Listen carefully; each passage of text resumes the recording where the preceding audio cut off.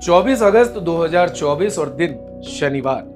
प्रधानमंत्री नरेंद्र मोदी की अध्यक्षता में हुई कैबिनेट की मीटिंग में नई पेंशन स्कीम पर मुहर लगाते हुए सरकारी कर्मचारियों के लिए यूनिफाइड पेंशन स्कीम को लॉन्च करने का ऐलान किया गया।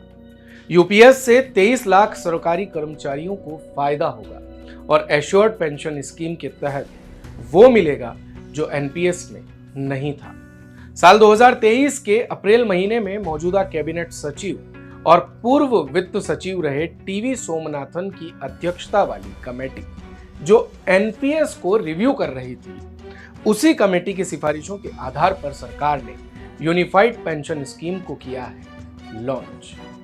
लेकिन अब यहां पर कई सारे सवाल यूनिफाइड पेंशन स्कीम की लॉन्चिंग, उसकी जो रूपरेखा है उसे तैयार करने के संदर्भ में सामने आ रही है। कई प्रश्न भी उठ रहे हैं कि क्या यूपीएस के मुकाबले ओपीएस या ओपीएस के मुकाबले यूपीएस, दोनों में से कौन सा घाटे का सौदा है। तो दरअसल यूपीएस की घोषणा पर लेबर यूनियन बटे हुए हैं। आरएसएस से जुड़ी लेबर यूनियन भारतीय मजदूर संगठन ने यूनिफाइड पेंशन स्कीम का जहां स्वागत किया है, तो वहीं सेंट्रल ट्रेड यूनियन जिसमें सीटू, इंटक समेत कई मजदूर संगठन शामिल है, जिन्होंने इसे खारिज करते हुए ओल्ड पेंशन स्कीम यानी ओपीएस को बहाल करने की मांग की है। ऐसे में सवाल ये उठता है कि क्या ओल्ड पेंशन स्कीम के मुकाबले यूनिफाइड पेंशन स्कीम घाटे का सौदा है। तो आइए जानते हैं कि बेसिक फर्क दोनों में क्या है। ओपीएस और यूपीएस में बेसिक और बड़े फर्क क्या क्या है। तो दरअसल यूपीएस और ओपीएस दोनों ही पेंशन स्कीमों में सरकारी कर्मचारियों को एश्योर्ड पेंशन देने का प्रावधान है, लेकिन पेंशन की गणना के तौर तरीकों में बड़ा अंतर है। ओल्ड पेंशन स्कीम में सरकारी कर्मचारी के रिटायरमेंट से ठीक पहले की आखिरी बेसिक सैलरी प्लस महंगाई भत्ते का 50% पेंशन के तौर पर दिया जाता है, जबकि यूनिफाइड पेंशन स्कीम में रिटायरमेंट से पहले की 12 महीने की बेसिक सैलरी प्लस डीए का जो औसत बनेगा वही एश्योर्ड पेंशन के तौर पर दिया जाएगा।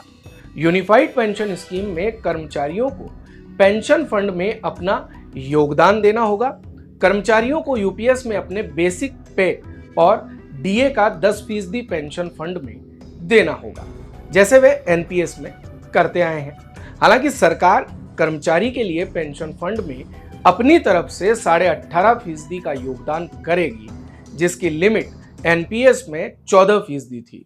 यानी सरकार यूपीएस में ज्यादा योगदान करने जा रही है, लेकिन ओल्ड पेंशन स्कीम में कर्मचारियों को अपनी ओर से पेंशन फंड में योगदान नहीं करना पड़ता था। कर्मचारी यूनियन इसी के लिए ओल्ड पेंशन स्कीम की वकालत करते रहे हैं, मांग करते रहे कि उन्हें अपनी ओर से पेंशन फंड में कोई योगदान नहीं करना पड़ता था। इसीलिए लेबर यूनियन एनपीएस को खारिज करते रहे हैं और उसी ग्राउंड पर यूपीएस को भी नकार रहे हैं। यूनिफाइड पेंशन स्कीम में कम से कम 25 वर्षों तक के सर्विस के बाद ही तय फॉर्मूले के तहत सरकारी कर्मचारी एश्योर्ड पेंशन पाने के हकदार होंगे, जबकि ओल्ड पेंशन स्कीम में नियम कुछ और था। ओल्ड पेंशन स्कीम में केंद्रीय कर्मचारी 20 साल की नौकरी के बाद ही पेंशन पाने के हकदार हो जाते थे। यानी यूनिफाइड पेंशन स्कीम में एश्योर्ड पेंशन के लिए ओल्ड पेंशन स्कीम से 5 साल ज्यादा लंबे समय तक सर्विस करनी होगी। देखते रहिए भारत कवरेज।